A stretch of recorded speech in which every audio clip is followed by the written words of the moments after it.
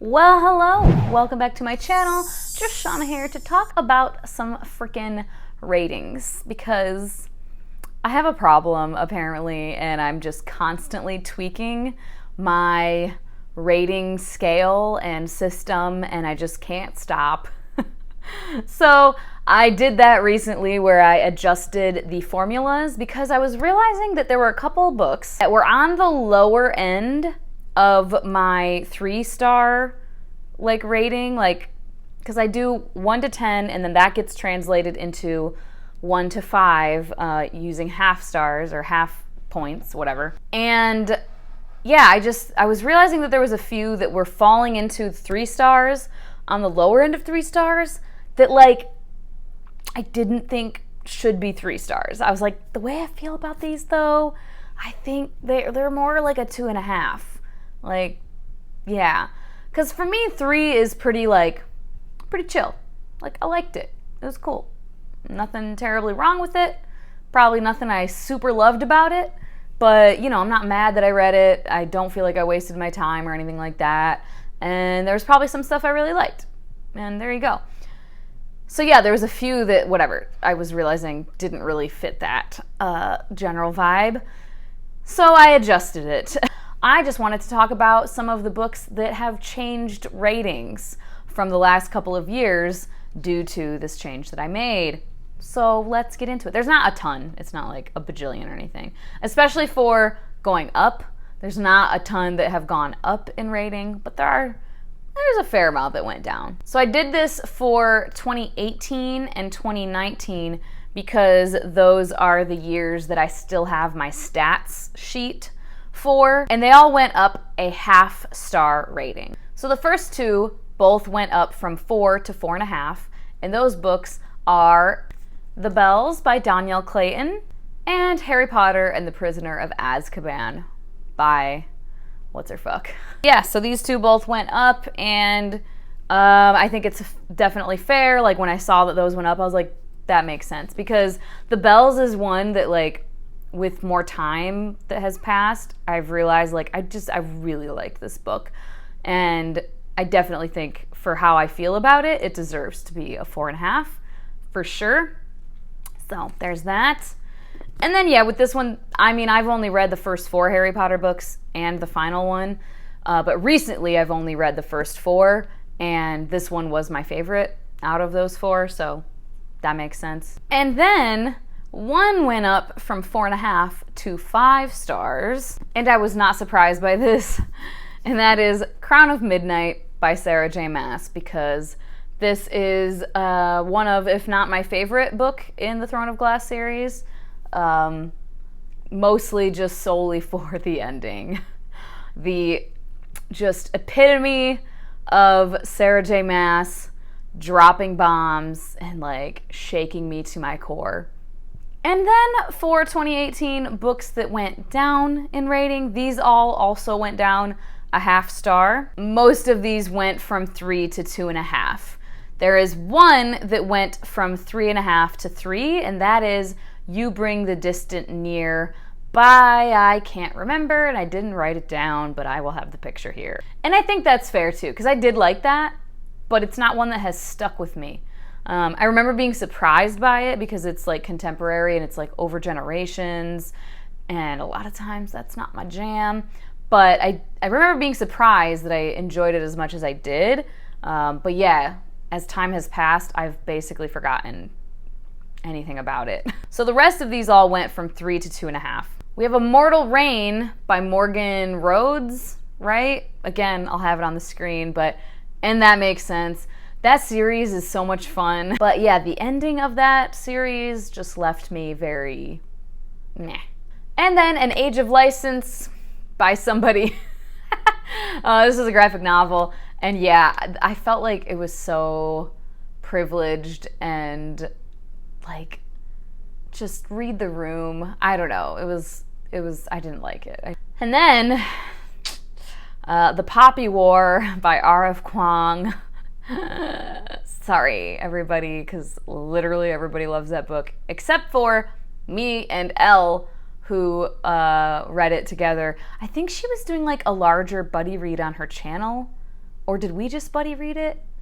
I don't know. At any rate, neither one of us really liked it. I clearly very much did not like it. Yeah, I'm happy for everybody who loves it and thinks it's the most amazing shit ever. Good on you. Keep reading this. The Ninth Circle by somebody. This was a NetGalley e-arc that I got and don't remember anything about other than feeling like it wasn't that great. It was fine, but it just wasn't for me. Mistborn, Hero of Ages by Brandon Sanderson. Yeah, I mean, you guys know. If you've been around for a minute, you know. I barely read that book, honestly. Like, the last 25% of it, I was heavily skimming. Heavily. Like, barely reading it. I'm not even kidding. Like, I've showed you before how when I'm saying I heavily skimmed, I heavily skimmed. Like, and then I went and looked up a synopsis to see, like, if I had missed anything major. Yeah, I just, by that point, by that third book, I just could not be bothered to care anymore. Iron King by Julie Kagawa? No, that's not right. Oh, yeah, it is Julie Kagawa. I'm dumb. Yeah, that one, not great. Not great. Big Magic by Elizabeth Gilbert. So you know that I love the two fiction books by Elizabeth Gilbert that I've read. Big Magic is nonfiction. It's like inspirational, how to be like more creative and motivate yourself, and like it's all about creativity and stuff. The cover of that book is so pretty. Oh my God, it's just like a rainbow of powdered dust or something. I love it so much. But the book, not so much. It was very pretentious. It came across very pretentious to me. And I've heard her speak in interviews, and like, just reading that book, I was like, who wrote this? Between the Blade and the Heart by Amanda Hocking. Vaguely remember anything about that. Valkyrie, badass chick. Was there a love triangle? I literally don't remember shit about that book. Saints and Misfits by S.K. Ali. This was one where I liked it, but there was like a whole plot point that I really hated because it didn't seem to have a point. Like this whole subplot that literally I'm like, why was this here? I would still recommend it to people who are looking for more diverse young adult contemporary, and it touches on some serious things. We have a Muslim girl, and there's sexual harassment, sexual assault being dealt with, and like within her religion and within her family, and conversations about that, and kind of a coming of age from what I recall. So it's not one that I would say is like bad and don't read it, man. No, I would say still recommend it for sure, because a lot of people really love it. And then Dividing Eden by, it's like something Charbonneau, I think. At any rate, another just young adult fantasy one that I don't remember anything about. I read it and like it immediately just went out of my brain. So that's it for 2018. 2019 has far fewer because I think between 2018 and 2019 I had already kind of changed up the formula and the rating scale a bit. So the changes I made now like didn't affect that many. So for 2019, ones that went up, again, half stars. They all, pretty much all these went up just a half star. Empty Mansions by that guy went from 4 to 4.5. This was nonfiction, and I don't know why I liked this so much. I really was fascinated by it. I feel like I was mostly just fascinated that like this lady just was blowing through her money. I was like, if I had a portion of this money, oh my, and a lot of it she was giving away. Like she was donating it and just like being very, very generous with like nurses and stuff. But then it was like people were taking advantage of her because she was so like eccentric and so desperate for people to like her and stuff. So people were clearly taking advantage. But anyways, I digress. I liked it though a lot. And then the other one that went up went from a 4.5 to a 5-star, and that is The Reluctant Queen by, oh my god, I just blanked out right now, Sarah Beth Durst. Yeah, Jesus Christ. This is book 2 in this trilogy, The Queens of Renthia, and I was talking with Ola about this the other day because she just read Queen of Blood, and she was like, yeah, I liked it, but it also didn't like blow me away, but it was solid. I was like, that's kind of how I felt about the whole series, was that like nothing crazy ever happened necessarily. Nothing ever like,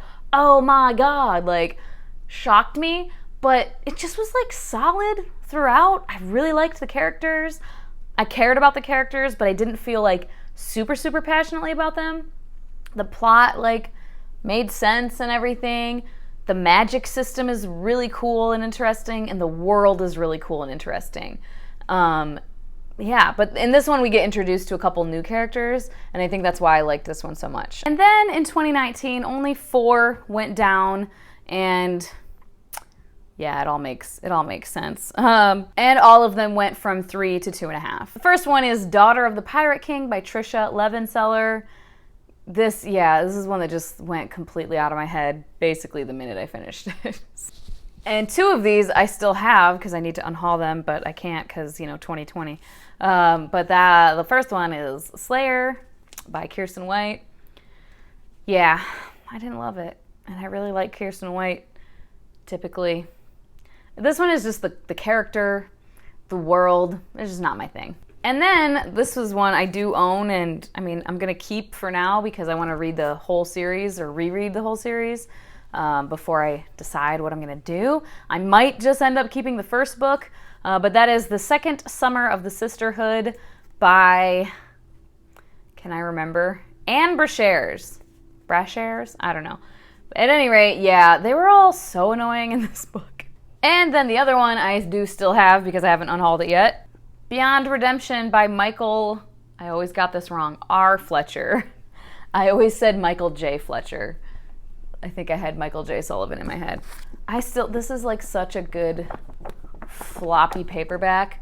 But yeah, this one was just all kinds of fucking what the fuck. Like, that's the only way I can really describe it. I just remember, oh god, the one sex scene with 2 women, one of which put glass into their skin, like embedded glass, shards of glass into their skin, all over their skin, okay? Catch what I'm saying? And then another one who like enjoys pain a little too much, if you get what I'm saying. And they had sex, and things were bleeding. And just, what? And there was no point to this scene either. Like, nothing in the plot was moved forward by this, and one of the characters you never see again. They just were there for that one scene. Like, that's it. And just, oh my god. And so many other disturbing things. Just super disturbing shit. Like, content warnings for everything. Like, I'm not even kidding. Content warnings for every kind of abuse, pedophilia. Like, I just can't even begin. Super cool world, but just all the what the fucks. And there we go. Those are the books that have changed ratings. Changed in rating, I should say. And I know that, like, my 1 to 10 scale, like, the groupings of, like, what constitutes a 1-star versus a 2-star, it, like, doesn't make sense. It's not mathematical, okay? It's purely how I feel.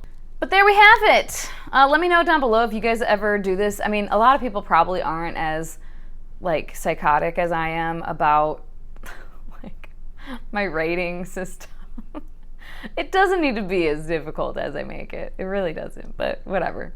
Yeah, let me know, though, if you do anything, like, all complex and, like, goes from this to this, and then that gets translated into this. Or if you're just more like, I felt like it was a 4-star. And you know what? I think you're valid no matter what you do. Because, again, it's your ratings. You rate books how the fuck you want. You know, I'm just always interested in what people do and how people rate books. But if you do something more complex, do you ever change it and then have to go back like, oh shit, now that changed? Or do you just not bother with that? As always, thank you so much for your time. Hope that you guys have a wonderful day, and I will talk to you later. Bye-bye.